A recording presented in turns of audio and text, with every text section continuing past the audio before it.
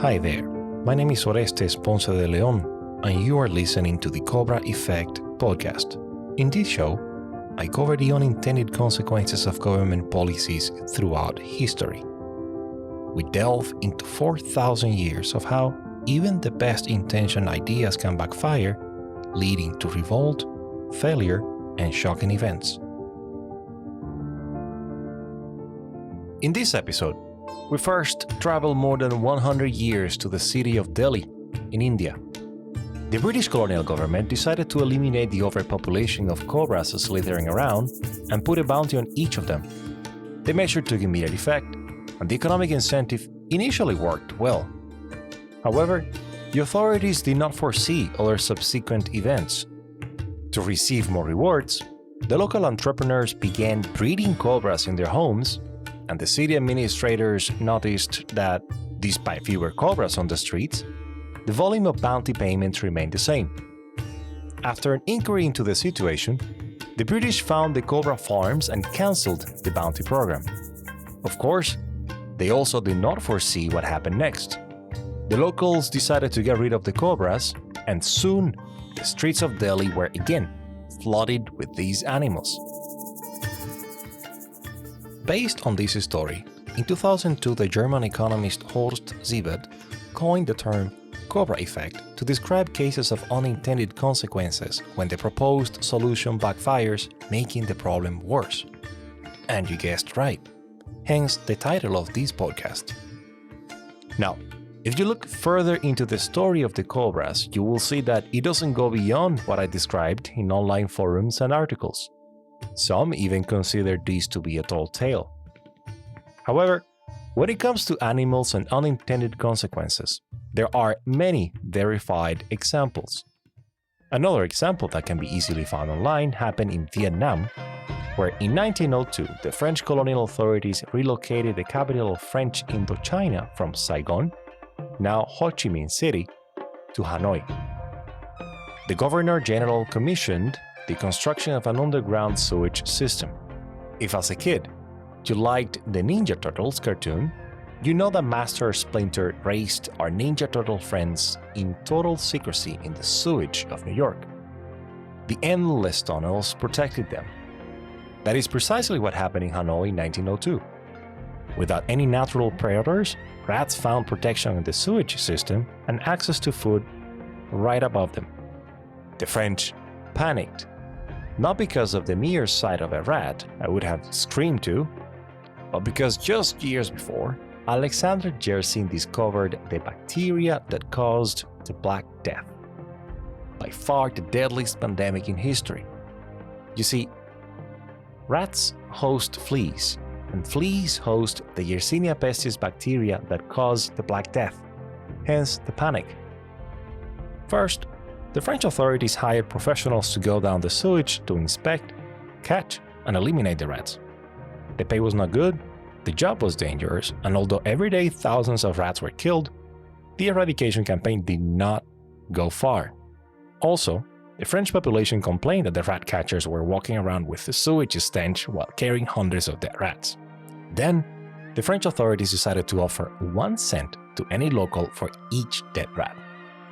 But to avoid having to deal with all the dead bodies, the local rat hunters were asked only to show the tail of the rat as evidence. It sounds good, right? It sounds reasonable. You may be guessing what happened. Why would you kill the goose that lays the golden eggs?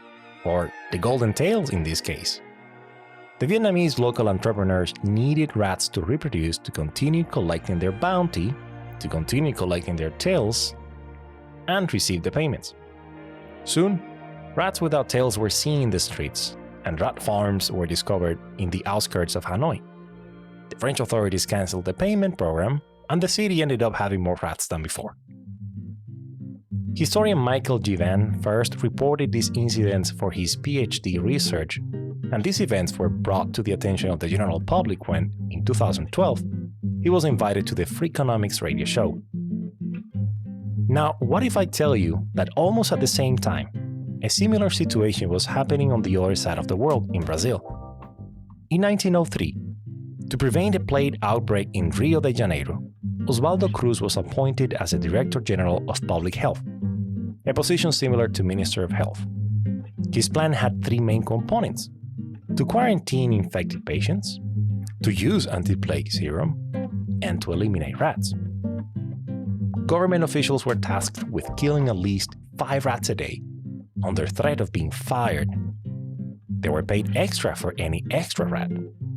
At the same time, under the orders of Osvaldo Cruz, the General Directorate of Public Health began purchasing rats from the public. What could go wrong? Osvaldo Cruz was a pioneer in the study and treatment of tropical diseases and microbiology in Brazil. Today, there are streets, schools, and neighborhoods named after him. If you go to the webpage of the Osvaldo Cruz Foundation, you will read these about the 1903 campaign to eliminate rats in Rio de Janeiro. Since anyone could sell rats to the government, a new occupation soon appeared in the city: ratoeiros, meaning ratters. Men who went around town buying up rats at a low price and selling them to the General Directorate of Public Health. There were even some who raised rats at home for this very purpose, and also those who traveled to other cities to find them. In a short while, the ratoeiro trade was doing a booming business. End of quote. These ratoeiros, people with the same enterprising spirit as the cobra farmers in India and rat farmers in Vietnam, would walk around the streets with a bag, blowing a bugle and shouting "rato, rato, rato," the Portuguese word for rat.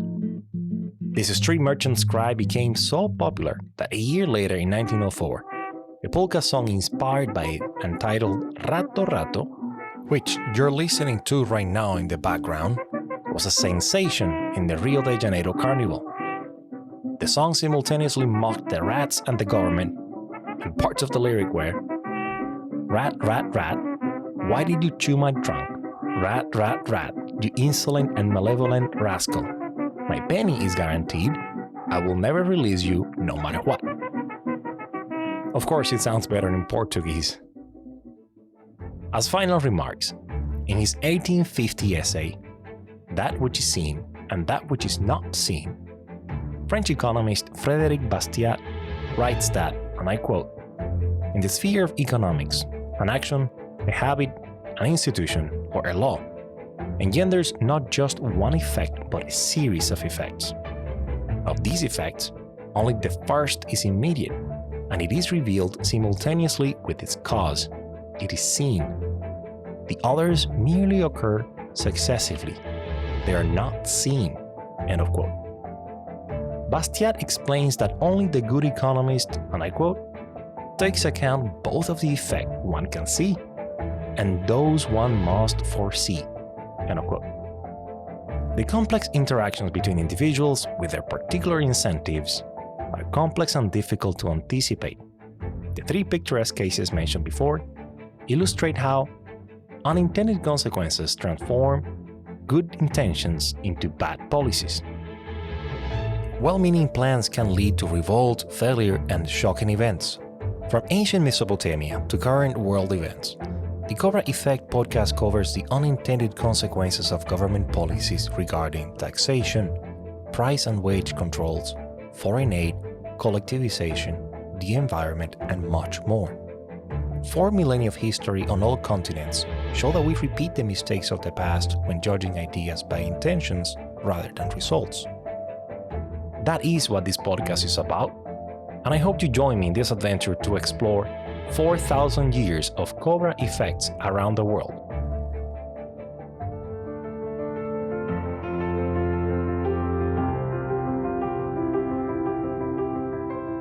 Thank you for listening. For additional information and social media links, you can visit thecobraeffectpodcast.com. You can support the show on Buy Me a Coffee or become a monthly member. Links on the website. You help me to cover my costs, and your contribution keeps this project going. Feel free to also reach out via social media or email. The email address is contact@thecobraeffectpodcast.com. I would like to hear your questions, comments, or ideas for a future topic.